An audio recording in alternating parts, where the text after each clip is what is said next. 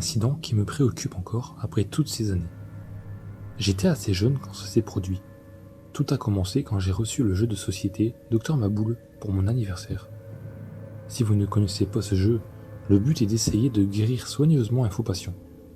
Si vous ne faites pas attention et que les pinces touchent les bords en métal des plaies, ça déclenche un buzzer qui indique que vous avez perdu ce tour. J'adorais tellement ce jeu que parfois je faisais semblant d'opérer mes peluches, ce qui m'a valu des ennuis à plusieurs reprises pour avoir utilisé un vrai couteau de cuisine.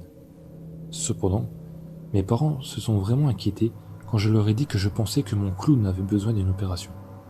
Je me souviens encore de leur regard confus avant qu'ils ne me disent « Mais tu n'as pas de clown, fiston !» Moi je leur ai répondu « Mais bien sûr que si, il est dans mon placard et il me regarde la nuit. » Mes parents sont directement allés vérifier dans mon placard.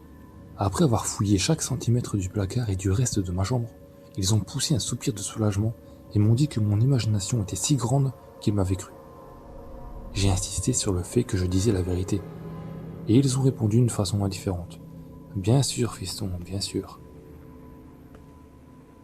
Cette nuit-là, le clown est venu me voir, comme toujours. Il m'a dit que c'était une bonne chose que je garde ma fenêtre ouverte pour qu'il puisse rentrer. Habituellement, il me tenait compagnie pendant la nuit, me regardant dans mon placard en buvant quelque chose qui se trouvait dans un sac en papier, jusqu'à ce qu'il s'évanouisse. Il était toujours parti quand je me réveillais le lendemain matin. Je parlais rarement avec lui, parce qu'il m'avait dit qu'il y aurait des conséquences si je ne restais pas silencieux. Je me sentais un peu triste pour le clown, parce que je savais qu'il n'allait pas bien depuis la première fois qu'il était venu me voir. Et c'était clair que son état ne s'améliorait pas. Une nuit, après que je l'ai entendu suffoquer à plusieurs reprises, je lui ai demandé s'il avait besoin de nouvelles piles. « Quelque chose comme ça, petit, » a-t-il murmuré. « Où vont tes piles, monsieur Clown ?» ai-je demandé. Il a ri et a tapé sur son cœur avec son index.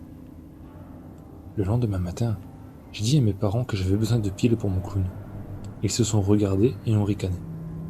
Ils m'ont dit qu'aucune de mes poupées n'avait besoin de piles. « Monsieur Clown a besoin de nouvelles piles. Il l'a dit lui-même, » j'ai insisté. Ils se sont regardés, ne sachant pas comment réagir. Finalement, ma mère a été d'accord pour me donner des piles et les a placées sur ma table de nuit, m'assurant que je pourrais les donner à mon clown cette nuit. Le lendemain, ma mère est entrée dans ma chambre pour me réveiller pour le petit déjeuner. À la place, elle a crié. Mon père est entré à toute allure et a appelé la police, leur disant qu'il y avait un cadavre habillé en clown dans mon placard. Ma mère a eu le souffle coupé quand elle a quitté mon placard du regard pour finalement voir ma table de nuit. Les piles n'étaient plus là. À la place, il y avait un couteau ensanglanté et un pacemaker.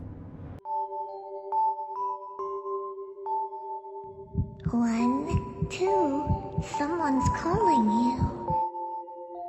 3, 4, better check the app store.